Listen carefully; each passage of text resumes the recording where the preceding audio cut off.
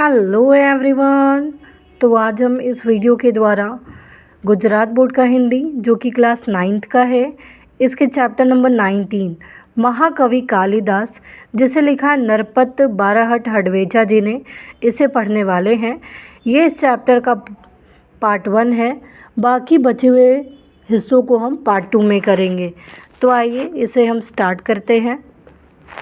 महाकवि कालिदास नरपत बाराहट हडवेचा जी, जो कि राजस्थानी संस्कृत के शोधकर्ता नरपत बाराहट हडवेचा ने MA B.Ed की उपाधि प्राप्त की और इन्होंने जय नारायण विश्वविद्यालय जोधपुर से वे जुड़े रहे, संलग्न रहे। उनकी विशेष रुचि काव्य लेखन में है। वे संस्कृति के प्रवाहों और प्रवाहों को समझने में वे प्रयत्नशील रहे हैं।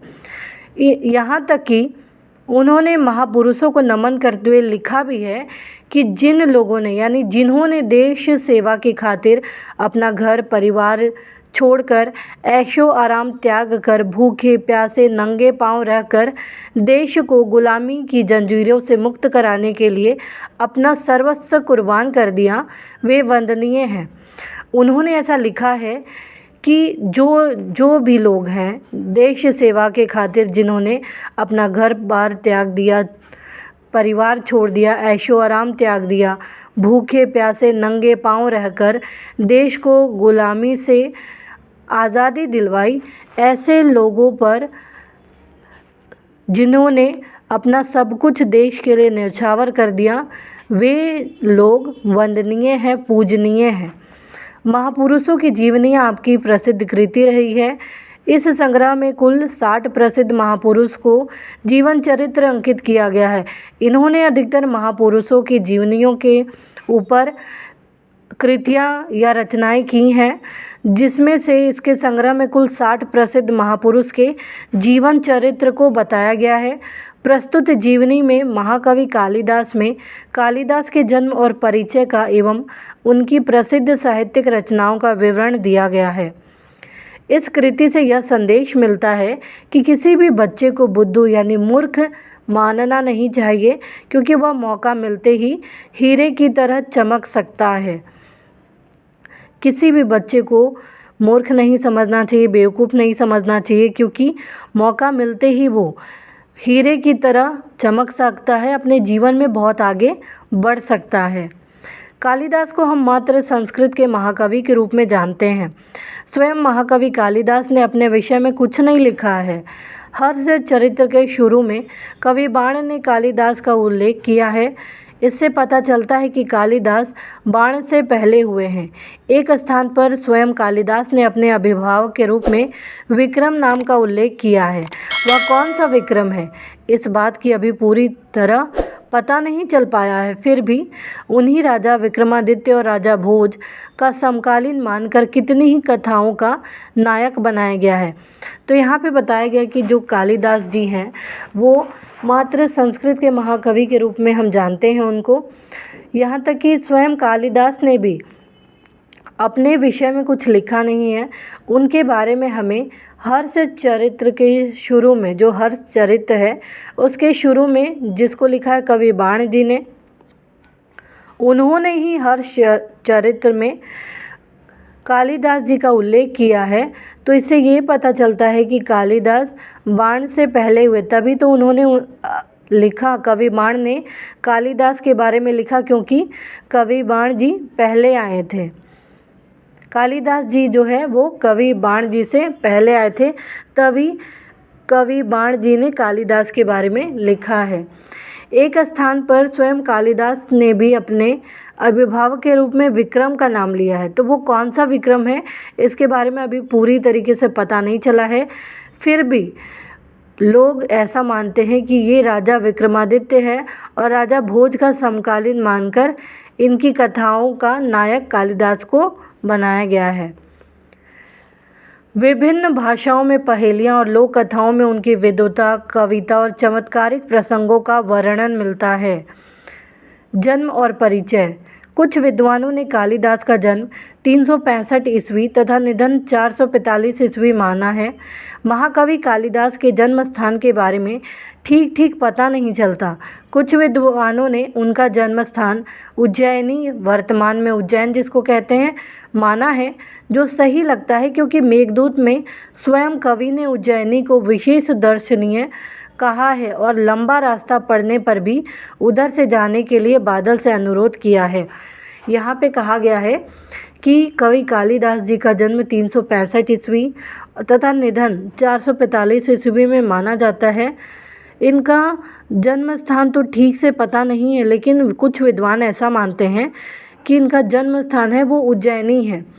क्यों? क्योंकि मेघदूत में स्वयं कवि ने ही उज्जैनी को बहुत दर्शनीय जगह बताया है, एक या विशेष दर्शनीय स्थान बताया है, जहाँ से वो बादल से भी अनुरोध करते हैं कि लंबा रास्ता होने के बावजूद भी आप उधर से होकर जाओ।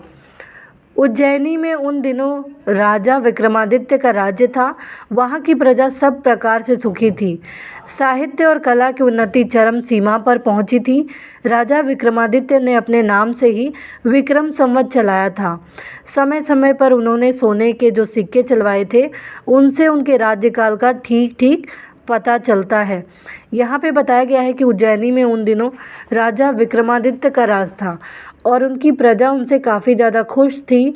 सभी लोग सुखी थे और उनके काल में, उनके समय में साहित्य का, कला का, ये सब का बहुत ज़्यादा महत्व था। और कहा जाता है कि राजा विक्रमादित्य ने ही अपने नाम पर विक्रम संवत चलाया था। समय समय पर उन्होंने जो सोने के सिक्के चलवाए थे, उनसे उनके राज्यकाल का, यानी कब तक वो राजा थे, उनके राज्य कब तक वो थे, उस समय का ठीक ठीक पता चलता है। विक्रमादित्य के शासनकाल में जितना वैभव देश में था, जितनी साहित्य तथा कला की उन्नति हुई, उतनी कभी नहीं हुई।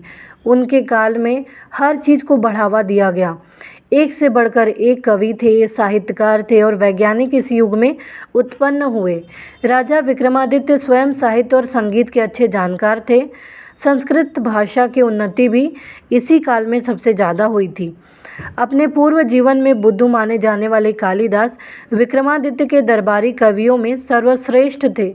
कालिदास के अतिरिक्त 8 और कवि भी दरबार में थे जो नवरत्न कहलाते थे। अर्थात 9 रत्न जो कालिदास से है या 8 जो अन्य कवि थे, वे लोग विक्रमादित्य के दरबार के कवियों में वो सर्वश्रेष्ठ में आते थे, यानी इनको 9 रत्न कहा जाता था। कालिदास के विषय में कहा जाता है कि वे युवावस्था तक निरक्षर थे, पढ़ना लिखना उनको कुछ नहीं आता था। जिस डाल पर बैठते थे उसे ही काटते थे।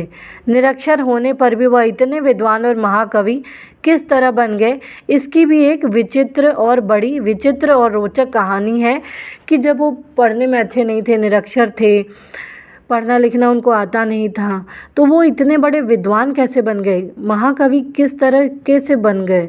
ये बात बहुत ही आश्चर्य वाली है, बड़ी विचित्र वाली है। तो इसी के बारे में यहाँ बताया गया है कि उन दिनों शारदानंद राम के नाम के एक राजा थे। उनकी एक गुणवती और विद्वान पुत्री थी जिसका नाम था विद्योत्तमा था। वह बहुत सुंदर और रूपवती भी थी। उसके रूप, गुण और ज्ञान की प्रशंसा दूर दूर के देशों तक फैली हुई थी। विद्योत्तमा को अपने रूप, गुण और ज्ञान का बड़ा घमंड था।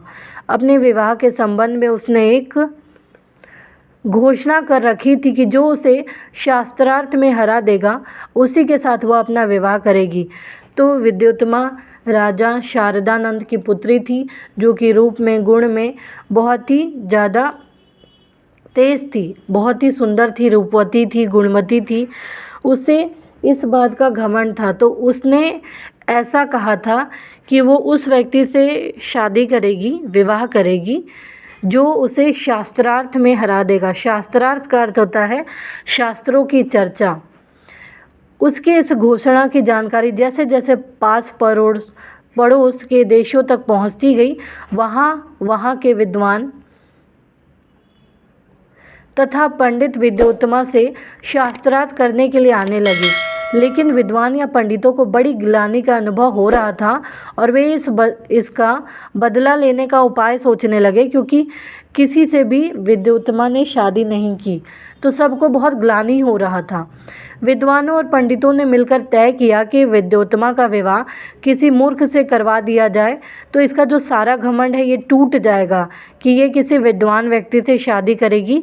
अगर इसके किसी मूर्ख व्यक्ति से शादी हो जाएगी तो इसका जो भी घमंड है वो टूट जाएगा।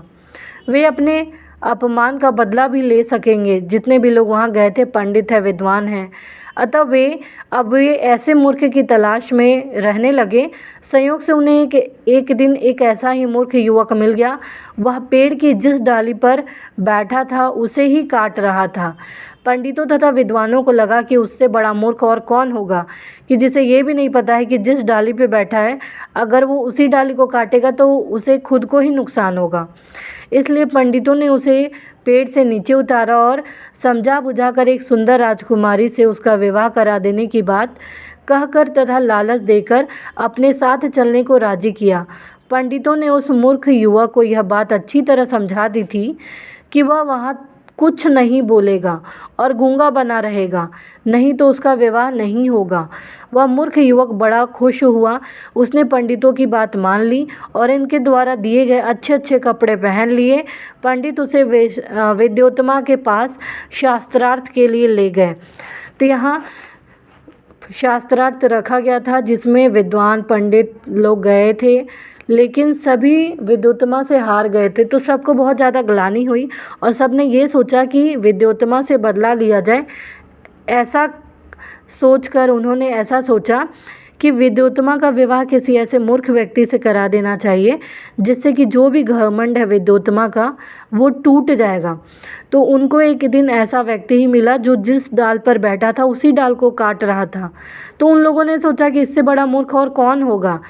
उसने उस व्यक्ति को डाल से नीचे उतारा, उसे समझा बुझाकर कि एक सुंदर राजकुमारी कन्या से तुम्हारा शादी होगा या विवाह होगा, साथ चलने को राजी कर लिया और उसे एक शर्त रखी कि तुम कुछ भी नहीं बोलोगे, तुम गूंगे बने रहोगे, नहीं तो उसका विवाह नहीं हो पाएगा। तो वो जो मूर्ख था वो बहुत ज़्यादा खुश हो गया। उसने पंडितों की बात मान ली और अच्छे अच्छे कपड़े पहन लिए और विद्योत्तमा के पास शास्त्रार्थ के लिए उसे ले गया। तो उम्मीद है आपको यहाँ तक की स्टोरी समझ में आई होगी।